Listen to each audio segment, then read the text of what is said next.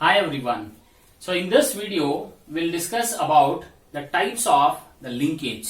So in the previous video, we had discussed about the linkage and the genes which are involved in that of the linkage are called as linked genes, and these linked genes will exhibit only the parental combination as the distance between the two genes is very close. Henceforth, there is no crossing over takes place. Thereby, in that of the next generation, we are able to see the parental combination. So that is about the linked genes. And in the linked genes, the dihybrid test ratio will be 1:1 rather than that of 1:1:1:1.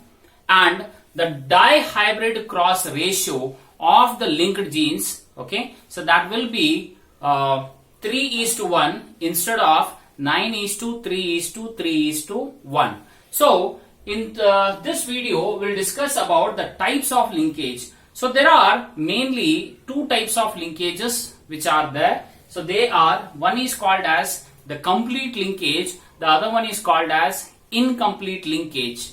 And apart from that, there is a sex linkage also, but that we'll discuss in the later videos. So in today's video, we'll discuss about the complete linkage. So complete linkage was being explained by the Morgan in the year 1919, where this complete linkage exhibits the linked genes which do not assort independently and inherit together due to the absence of the crossing over. So as I said in the previous part, that the linked genes are those where the distance between the two genes is very less. Henceforth, there they can't assort independently, and these linked genes will inherit together. So that is due to absence of the crossing over.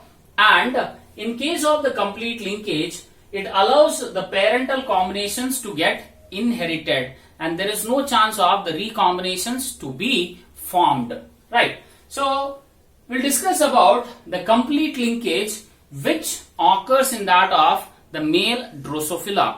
Generally, complete linkage is rare, but it is being seen in case of the Drosophila as well as in case of the silkworm. So here, first we'll take the dihybrid test cross. So in the complete linkage in the Drosophila, and let us see what will be the ratio which will be obtained in the F2 generation. So when Morgan conducted the experiment by taking red-eyed normal winged females with that of the purple-eyed vestigial winged males, which are here, the red-eyed normal winged females are homozygous dominant, whereas purple-eyed vestigial winged males are homozygous recessive. So these are the two phenotypes which were being selected by the Morgan in the Drosophila. So parental genotype for the red-eyed normal winged is capital P, capital V, okay, because homozygous dominant, so that is what I have written here. And purple-eyed vestigial wing, so they are homozygous recessive, so I have written small p, small v, small p, small v. Right. Now, the formation of the gametes, if you look after here, in the female, the gamete which will be formed, that will be capital P, capital V together will form a gamete here. And in case of the male, so small p, small v will form the gamete. So when these female and male gametes, so this is the ova which has both the dominant allele, and this is the sperm which has the recessive allele small p, small v. So in the F1 generation, what Morgan observed was, so it was a capital P, capital V and small p, small v, which resulted into the phenotype, okay, so that is red-eyed and normal winged Drosophila. Normal winged flies, fruit flies or Drosophilas were being observed in the F1 generation. Now, as it is a dihybrid test cross, so what we are going to do is, we are going to take the F1 generation and we have to cross this with that of the homozygous recessive parent. So here I will write the test cross. Okay. Thereafter we need to cross. So capital P, capital V and small p, small v. So this is the F1 generation. So that is crossed with that of the homozygous recessive parent. So small p, small v, small p, small v. So the gametes, the F1 gametes which will be formed here are small capital P, capital V will form one gamete, small p, small v another gamete, and here as it is homozygous, small p, small v will form together a gamete. Now when the cross is being made between these gametes, okay, so this is what we get here is capital P, capital V and small p, small v, and what we obtain here is small p, small v, small p, small v. Now when we look after the F2 generation here, F2 generation, so what we observe is, so capital P small v, capital P, capital V and the capital P small v, so these two are the dominant alleles. So thereby here these individuals which are being formed, so they are red-eyed normal wings, okay, and these are the purple-eyed vestigial wings. Now when we look after the phenotypic and the genotypic ratio, so phenotypic ratio is 1:1, okay, and see here red-eyed normal wing, that is 1, and purple-eyed vestigial wing, so that is 1. So 1:1 is the phenotypic ratio, and similarly the genotypic ratio is also 1:1. So that is what the results were being obtained by the Morgan when he had selected the two characters also. So here the phenotypic and genotypic ratio as the Mendel's experiment had, that is 1:1:1:1, but here Morgan obtained the phenotypic and genotypic ratios were 1:1. Okay, so that is the complete linkage. Why it is only 1:1? Because the genes which control the red eye and the normal wing, so these are the two genes which are being present very close to each other, thereby they are being inheriting together from one generation to the next generation. So this is the one example of the complete linkage. When we do a test cross, we obtain phenotypic and genotypic ratio, that is 1:1. So in the next example, if the Morgan conducted a dihybrid cross and he wanted to check in a dihybrid cross what was the ratio will come in that of the F2 generation of these Drosophila, where Mendel observed was 9:3:3:1. But what Morgan obtained here when he took the example of the Drosophila, when he crossed gray body normal wings or long wings, generally you can say, okay, so long wings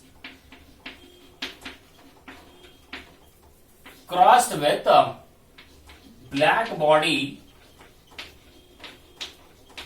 body and the vestigial wings.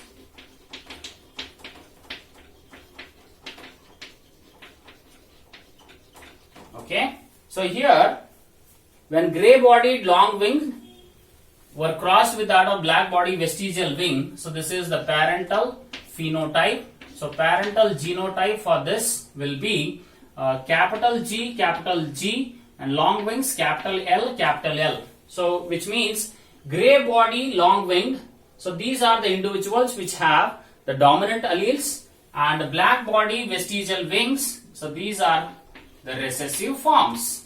Okay, right. the gametes which will be formed here, so these gametes will be capital G, capital L, and the small g, small l. So you can write as it is homozygous. If you write a single gamete also, the F1 generation will be the same. If you write 2 also, all the F1 generations remains the same. So when these gametes were being fused together in the F1 generation, what Morgan obtained, what he saw in the Drosophila was, so that is the genotype capital G, small g, capital L and small l. So the phenotype of this genotype is, it is grey bodied, okay, long winged Drosophila were being observed. Okay, so that is in the F1 generation. Now, when this F1 generation was being when the self hybridization was being done, or when the selfing was being done, so here we take capital G, capital L, small l into, so capital G, capital L, small l. So here the gametes which are being formed for the F1 generation during the selfing, so the gametes will be, so you can call them as the F1 gametes. Okay, so that will be capital G, capital L, one gamete, small g, small l, another gamete. Okay, meanwhile capital G, capital L, small g and small l. Remember dear, so here generally in case of the law of independent assortment, we used to have 4 gametes where we used to take capital G, capital L, one gamete, capital G, small l, another gamete, small g, capital L and small g, small l. So we used to get 4 gametes. But here, as we are discussing complete linkage, so the genes which are there, the linked genes, so these do not assort independently. Thereby we receive here 2 male gametes crossed with 2 female gametes. Now when we cross these male and female gametes, okay, so here what you get is capital G, capital L and capital L. So next one we'll have here, that is capital G, small g, capital L and small l. Okay, similarly we'll have here capital G, small g, capital L and small l, and the fourth one, the F2 generation, what we receive is small g, small l, small l. So this is what we obtain in that of the F2 generation. So these are the genotypes what we receive. So here mainly what you can find is 3 different types of the genotypes are available, but the number of individuals which are being formed are 4. Where we have the phenotype for this genotype is, it is grey body, long wings, okay, long winged Drosophila. Next, these 2 again, they are the same phenotype. See here, capital G is there, capital L is there, which means these are also grey bodied, long winged Drosophila. And the last one what we see, where all the alleles are in recessive condition, here you will get the black body vestigial winged Drosophila. So here when we look after the ratios, phenotypic and genotypic ratios, so phenotypic ratios if I write here, okay, so among the 4, 75% of the Drosophila are having grey body long wing. So that is, okay, 3 among the 4 are having grey body long wing, whereas 1 is having black body vestigial wing. So phenotypic ratio of a dihybrid cross in the complete linkage, you get the phenotypic ratio is 3:1. And the genotypic ratio, if you look after, it is 1. We have all the dominant alleles, homozygous dominant, gray body long wing, so that is 1 here, and gray body long wing, where we have here the heterozygous condition, so those are 2, and 1 which has all the recessive alleles, so that is a black body vestigial wing. So in case of a dihybrid cross of incomplete linkage, the phenotypic ratio is 3:1 and genotypic ratio is 1:2:1.